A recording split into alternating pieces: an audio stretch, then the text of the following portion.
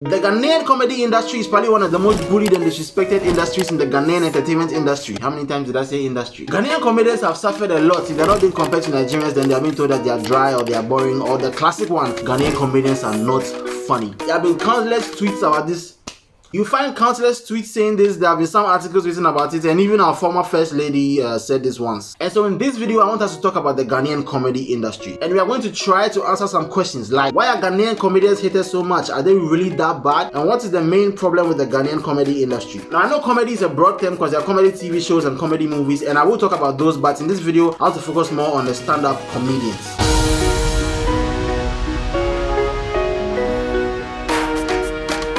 Now, before we go into this, it's very important that we look at the history and evolution of Ghanaian comedy. I will try my best to condense it and make it as short as possible because it's quite a very broad thing.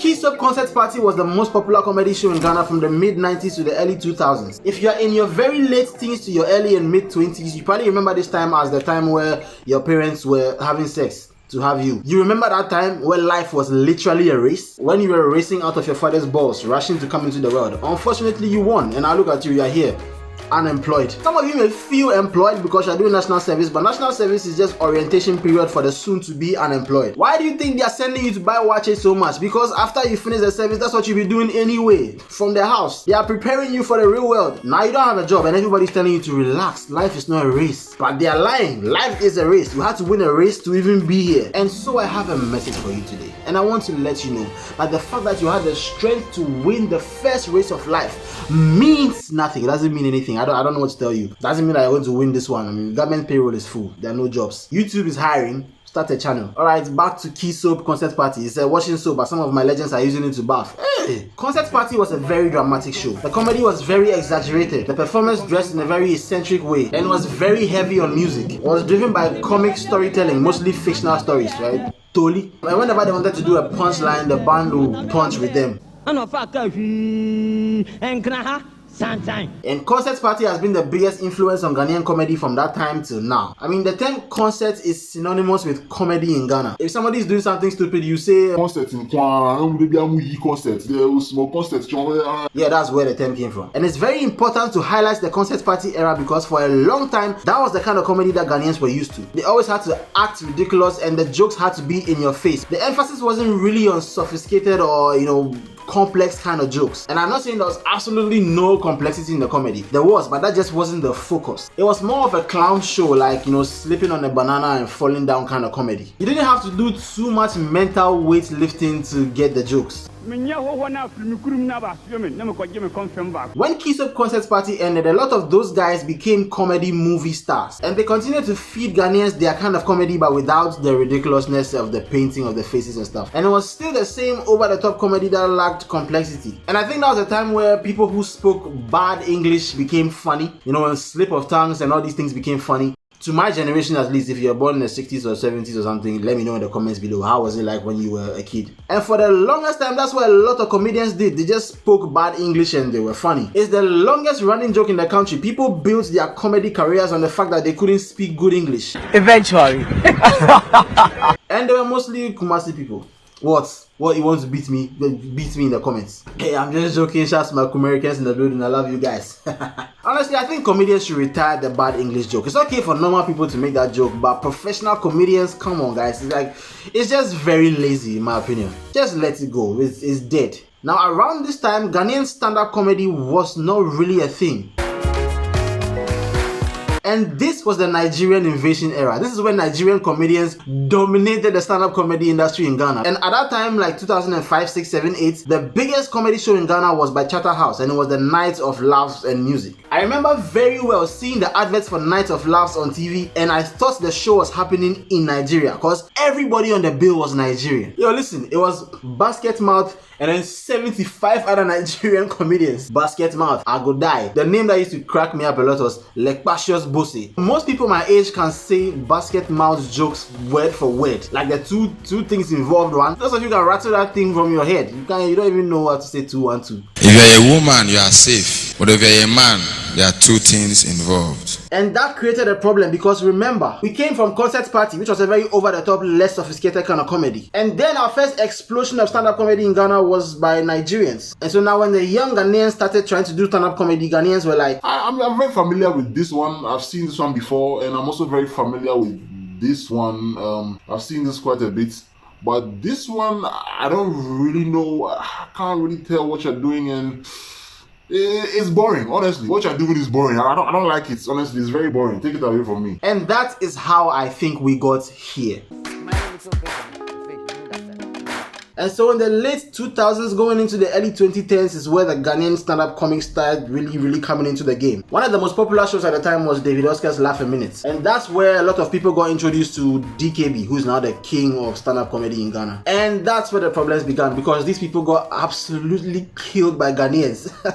Bro, Ghanaians did not have mercy, bro. Like, people used to diss Ghanaian comedians like it was a normal thing. Everybody was doing it. And I'm sure some people were there who liked Ghanaian comedians, but they couldn't say they like this because your friends are all saying it's bad. What are you going to say? And so even at that time, Nigerians still dominated because, you know, people were not booking the Ghanaians. Now, for the longest time, a lot of the jokes that Ghanaian comedians were making sounded something like, Ghana people, they like shouting. yeah. Ashanti people, they are too low. They like talking plenty. yeah. And Volta region people, the Ever people, they have powers, they can fly. yeah, all of them, they can fly. You know that. Yeah. Thank you so much. It's a lot of stereotype jokes, cliche things, you know, nostalgia jokes, remembering things from the past, tribal stuff. It's like Chris Rock back in the day where he used to do a lot of black people jokes and comparing black people, and a lot of black comedians did that kind of thing way back. They kind of have to do those kind of jokes because they are the most relatable jokes, they're the most in-your-face kind of jokes. The stereotypes are there. If you say it, people just laugh because we all know it. And once again, it's the Concert Party effect. It is always safe to do simple comedy in front of a Ghanaian audience because they are very critical and they are not very used to hearing sophisticated comedy from Ghanaians. If you try to do a complicated joke where the people have to think and decipher things before they can understand the joke and laugh, you will be taking a very huge risk with the Ghanaian audience, and that is not a thing you want to do because if you fail, you will get killed in the media the next morning. But as I was thinking about this whole thing, I realized there's one person I had left out. One person who was the exception to the rule. That guy is KSM. Hello!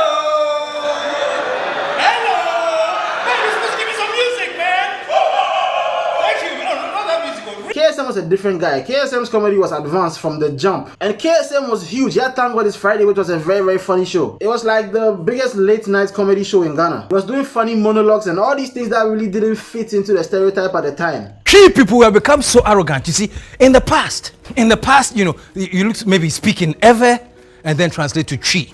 We have become so arrogant that we speak in tree and we translate in tree. Have you heard it going on? So how was he able to thrive at that time when he didn't really fit into the system? Well, because KSM was not a kid. KSM went to NYU. He had written and starred in off-Broadway shows in New York. So he came back to Ghana with a lot of experience. And so he was able to do well for all these years, even though the thing he was doing wasn't the most popular thing. And that's what I think. I don't know what KSM himself would say, but that's what I think. He had that show where he did an impression of Kwame Nkrumah for the show. I remember seeing the adverts and I couldn't go because I was a kid. I wish I could see it now. Now here's my point with KSM. See, a lot of the Ghanaian stand-up comedians at the time had only been doing comedy for a couple of years, like 2, 3, 4, 5 years. And in comedy, that's nothing. 4, 5 years in comedy is nothing. Because stand-up comedy is the most difficult thing. You can't even do presentations to your friends in your own classroom. Imagine standing in front of strangers and telling them jokes and they have to laugh at your jokes or else you have failed. It takes a lot of experience and time to get comfortable doing that thing. And so I feel like it was very unfair back then for them to slaughter Ghanaian comedians like that because they were just starting out. And I'm very sure a lot of people gave up back then because of the backlash. I think it was around 2013, 14, 15 where things started changing a little bit. And that's around the time DKB did his one-man show, which was huge for Ghana comedy. I met DKB once, one of the coolest people I've ever met. His head is so big and he's so thick tall that when you're looking at him like this and you're looking at his hair, it looks like you're looking at green grass on top of a mountain. Hey, he's a comedian, he can take a joke, he does it for a living. So now a lot of the comics have been doing it for a while, and so they've gotten more experience and they've gotten better. The hatred for them is still there, but it will always be there. There's nothing I can do about that. The main problem is that there is no Ghanaian comedy industry. Why have you done your face like that? Relax, I'm coming to explain. What? And you're probably saying that, what do you mean there's no comedy industry? There's this guy, there's that guy, there's that guy. You mentioned a couple of names, right? Well, here's the thing about creative industries. Celebrities or A-listers, whatever you want to call them, are a result of a working industry, and they're not the cause of it. The big guys are not the foundation of an industry. It's like that picture of an iceberg where there's a little part showing at the top, but then the root is way deeper than what is showing. Yes, celebrities are the top part, and then the deep part you cannot see is the industry. So right now, if I ask you to name stand-up comedians in Ghana, you start mentioning DKB, Comedian Waris, Lekzy, all these people, which is fine, right? Which is, they are stand-up comedians after all. But then if I ask you right now that, do you know somebody personally who is pursuing a career in stand-up comedy? Very, very few of you will have a name for me. I don't know anybody personally who is doing it. But if I asked you right now if you knew somebody personally who was pursuing a music career, you probably have like 3 or 4 people that you know who are pursuing a music career. One of them is probably your friend or your family member who cannot sing, but you don't want to tell them that you can't sing,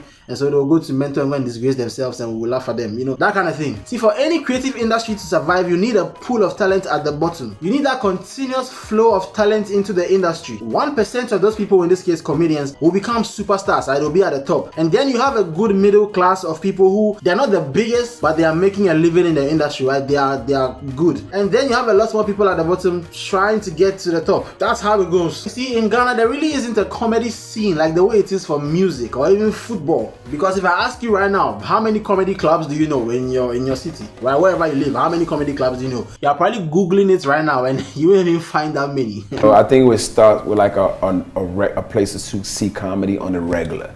Like I could see a comedy club. Yeah. Like America is a comedy club, is 2-3 comedy clubs in every city. True. So I think we need a place where it's not just, you know, every Christmas to do a big show, whatever. We need a place where you do comedy every week, you know. Jacinta mentioned it in one of her interviews that when she was in Nigeria, there were lots of comedy clubs around, but when she came to Ghana, she couldn't find any to perform. You know, something that was just starting. Yeah. And then I came here, I wasn't seeing the Lagos, energy is low. Lagos comedy club everywhere. Like comedy was exciting. Like, I was already like confident. So I came here and like it was dry. Like, guys, what's going on? What's happening?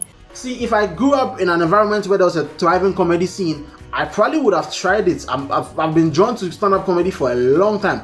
I probably would have tried it. Would I have been good at it? Maybe not, but I would have tried. And this applies for lots of people, and God knows the number of people who could have been the best who never got an opportunity to try because there just wasn't a scene for them to try. And that is the real problem with the Ghanaian comedian industry. It's not the celebrities who are emceeing for the presidents and the presidential shows and having their big shows every year. It's not them. That's not the real problem. Because when they die, what will we do?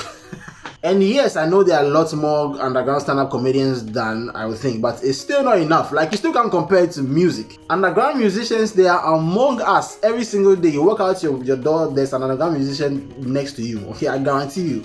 Also, why is Jacinta the only popular female stand-up comedian? Come on, girls, what are you doing? Please, get on the stage and tell some jokes. God damn it. Please, if you're a female stand-up comedian, you are watching this video, please put this thing in the comments, right? Let us know who you are so that we'll check you out. My God, you people are pissing me off. Every day we are seeing these men, these hard men telling jokes, bro. We need the girls, bro. Come on.